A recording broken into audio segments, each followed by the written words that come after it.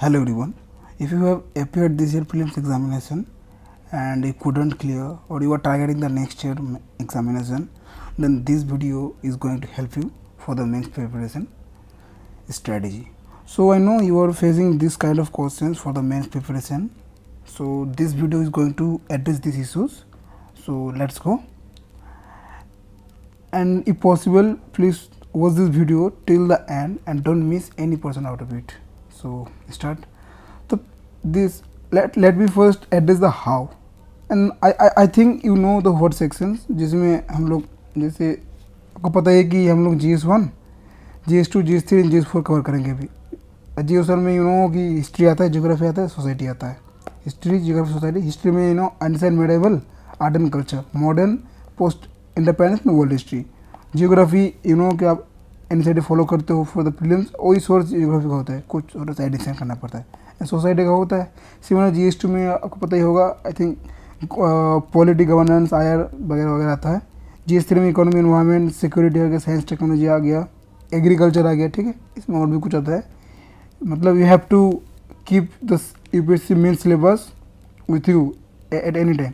And ethics का GS4 में आता है, एथिक्स का भी। एंड मैंने एथिक्स का कैसे करते हैं, मैंने ऑलरेडी एक वीडियो बना के रखा है एथिक्स का, तो आप वो वीडियो देख सकते हो फॉर द एथिक्स स्ट्रेटेजी, ठीक है। उसमें आपको ज़्यादा टाइम नहीं करना है एथिक्स का। So this is the what section of this part कि हम लोग क्या क्या करने वाले हैं दिस 4 महीने में। तो अब मेन क्वेश्चन आता है हाउ, ठीक है, कैसे करेंगे। तो let me first discuss the where, हम लोग कहाँ से सब करेंगे, राइट। तो फॉर द मेंस प्रिपरेशन देखो, प्रीलिम्स के लिए हम लोग जो स्टैंडर्ड बुक फॉलो करते हैं that solves your purpose for the prelims examination, okay. But आपको मेंस के लिए आपको दूसरा सोर्स करना पड़ेगा। जैसे हम सोसाइटी का कोई कोचिंग का मटेरियल आ गया, जैसे विजन का आता है, फेम आता है, ठीक है।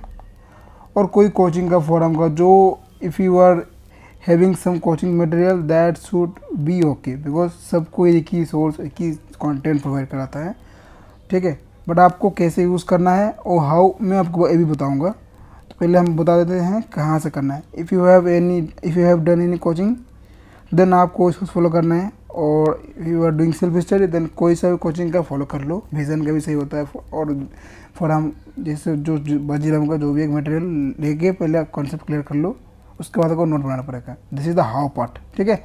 एंड द हाउ में मैं तो आपको बताऊंगा कि कैसे कैसे करना पड़ेगा, ठीक है। तो where the part I think it is clear. अब जैसे सोसाइटी का आप विजन का भी ले सकते हो, कोई सा भी मटेरियल ले लो जिसमें सोसाइटी का पूरा जो कॉन्सेप्ट पूरा कवर्ड है, उसमें आपको पढ़ के उसके आपको नोट बनाना पड़ेगा, ठीक है। और थोड़ा सा उसमें आपको थोड़ा सा डाटा वगैरह देके नोट्स को थोड़ा सा एनहांस करना पड़ेगा, ठीक है। डाटा वगैरह कहाँ से आएगा, करंट अफेयर से। If you are following if are doing the compilation part, जैसे पीटी का आता है प्रीलिम्स के लिए, वैसे मेंस का भी आता है विजन का करंट अफेयर्स करो सोसाइटी का, उधर से आप थोड़ा सा एडिशन कर सकते हो। तो ऐसे आपको जैसे सोसाइटी का नोट हो गया, सिमिलरली आप जियोग्राफी का कुछ एडिशन ऐसे कर सकते हो, ठीक है।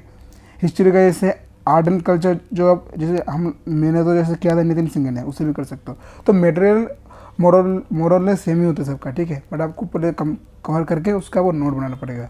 तो where part done, what part done. अब हाउ देखते कैसे करते हैं।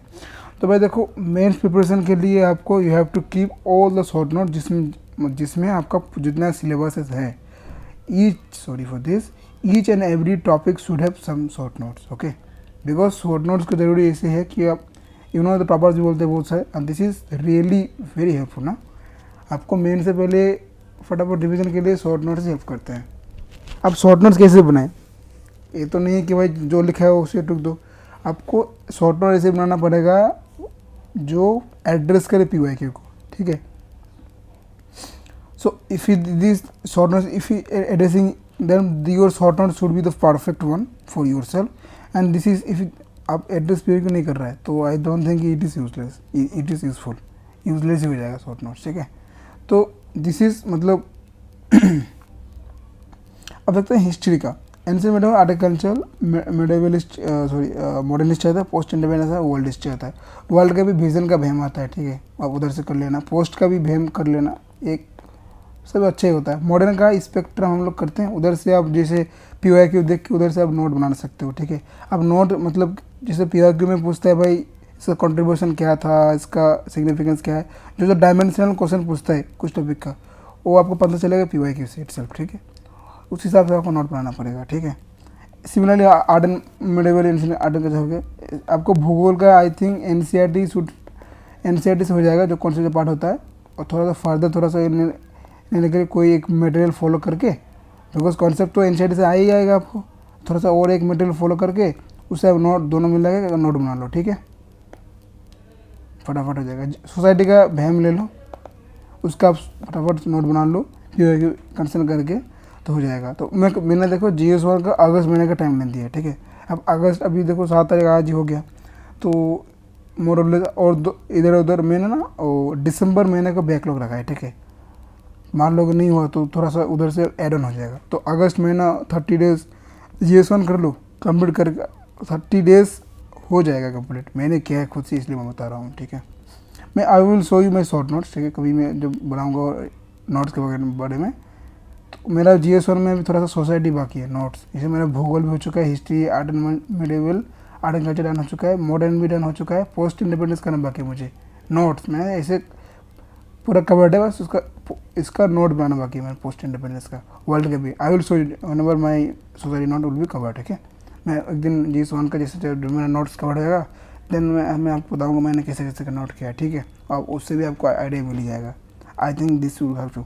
सो August, keep August month for your GS1 preparation, यानी by the August, end of the August month you have to be ready with GS1 short notes, ठीक है। Similarly आप सितंबर महीना GS2 कि पॉलिटी वगैरह जो आता है, कोई सा भी मटेरियल फॉलो कर लो, इसे IR वगैरह पढ़ना, दिस टॉपिक्स आर करंट और रिफ्लेक्टेड, ठीक है।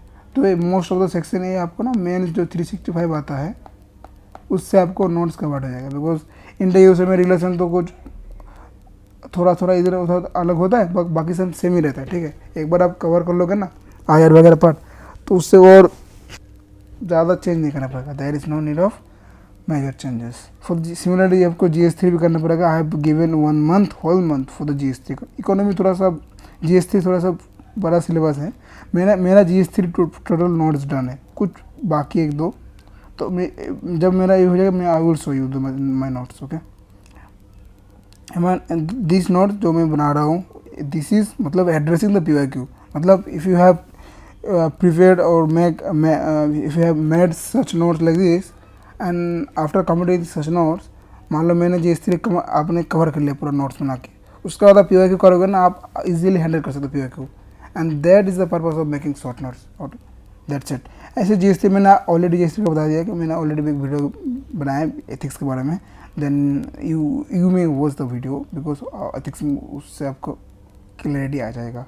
तो भाई देखो GS1, GS2, GS3, GS4 ये 4 टॉपिक है, 4 GS पेपर है, आपको 4 महीना से कंप्लीट करना पड़ेगा। तो अगस्त हो गया, सितंबर हो गया, अक्टूबर, नवंबर हो गया, आपका दिसंबर रह गया फॉर द बैकलॉग, ठीक है, बैकलॉग के लिए। अब जैसे मान लो कि GS1 थोड़ा सा बड़ा है, जैसे हिस्ट्री में करना पड़ता है, तो इधर से आप थोड़ा सा मतलब अगस्त हो गया तो इधर 10 दिन और एक्स्ट्रा ले सकते हो। सिमिलरली GS3 में 10 दिन और एक्स्ट्रा ले सकते हो, ठीक है। और देखो GS1, 2, 3, 4 जब करते रहोगे, उसी दौरान आपको एवरी वीकेंड पे ऐसे करना पड़ेगा। ऐसे के लिए अलग से मंथ देने का फ़ायदा है नहीं। आई डोंट थिंक कि this is helpful, although after completing all the GSS and then practicing ऐसे would be the better thing, but while doing these sections if you are doing essay also then your practice should be there ना, आपका practice तो होता रहेगा। तो practice से ही आपका then whenever you will be covering your all these papers, ऐसे आपका और क्वालिटी हो जाएगा, ठीक है। तो ऐसे आप ऐसे मतलब अभी एवरी वीकेंड सैटरडे संडे जो मैं कर रहा हूँ मैं बता रहा हूँ, ठीक है। Every Saturday Sunday I have keep some time for ऐसे पेपर, ठीक है। और ऐसे हो गया, और ऑप्शनल आप ऐसे आप जो भी आपका ऑप्शनल है वो आपको खुद से मतलब 50% of time should be for the mix optional preparation, ठीक है। देखो भाई this is the purpose of this, मतलब this is the purpose of making this video. आपको जैसे 4 महीना का टाइम मैंने दिया, 1 महीना आपका बैकलॉग रख गया, दिसंबर तक, by the end of the December month you will be prepared for the mains preparation. मतलब आपका GS1 का नोट हो जाएगा रेडी, GS2 का हो जाएगा, GS3, GS4। But I know इसमें बहुत टाइम लगता है, बहुत कंज्यूमिंग पार्ट है, बहुत। This is the main preparation of yours, ठीक है। ये आप कर लोगे, उसके बाद इस इतना दिक्कत कभी भी नहीं होगा। बस आपको रिविज़न करना पड़ेगा, थोड़ा सा एडिशन करना पड़ेगा, उसके बाद will be ready for your mains. At any time you can write answers. बस शर्त यही है कि आपको नोट होना चाहिए पूरा। तो ऐसे आपको GS1, GS2, GS3, GS4 हो गया। ऑप्शनल के जो आप है वैसे कर लो, नोट ऐसे ही बना सकते हो। तो this is guys that I wanted to say with you guys, and if you like this video then please subscribe my channel. Bye bye.